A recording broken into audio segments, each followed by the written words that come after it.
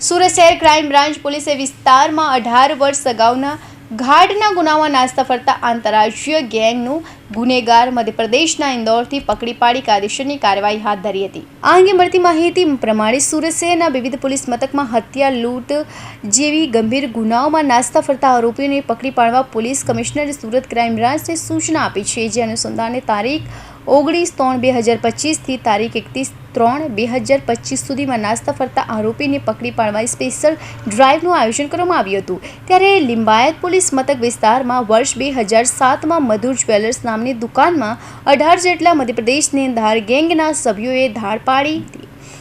આ ફરિયાદી તથા તેના ભાગીદારને માર મારી જ્વેલર્સમાં લૂંટ કરી ભાગી ગયા હતા। આ અંગેની ફરિયાદ દાખલ થતાં લિંબાયત પોલીસે તપાસ હાથ ધરી હતી, જેમાં છેલ્લા 17 વર્ષથી નાસ્તા ફરતા આરોપી ધર્મેન્દ્ર કાંતિલાલ સોનીની પોલીસે ધરપકડ કરી છે।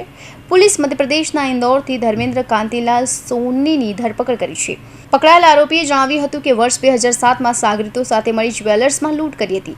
આ સાથે અન્ય દુકાનદાર આવતા તેને બગાડવા ગંભીર હુમલો કર્યો હતો। પકડાયેલ આરોપી વિરુદ્ધ પોલીસ મથકમાં ગુનો નોંધાયેલો હતો, જ્યારે આંધ્રપ્રદેશના કલ્લુરુ પોલીસ મથકમાં 5 જેટલા ગુનાઓ નોંધાયેલ છે।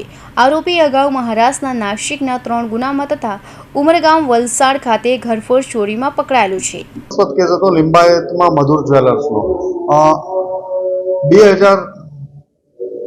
2007ની સાલમાં એક લિંબાયત પોલીસ સ્ટેશનમાં મધુર જ્વેલર્સમાં એક સાંજના ટાઈમે 15 થી 20 માણસોએ ધોકા, પથ્થર વગેરે હુમલો કરી અને મધુર જ્વેલર્સમાં લૂંટ કરવાનો પ્રયત્ન કર્યો હતો અને એમાં લૂંટમાં 8.5 લાખ જેટલી લૂંટ કરીને આ લોકો નાસી ગયા હતા।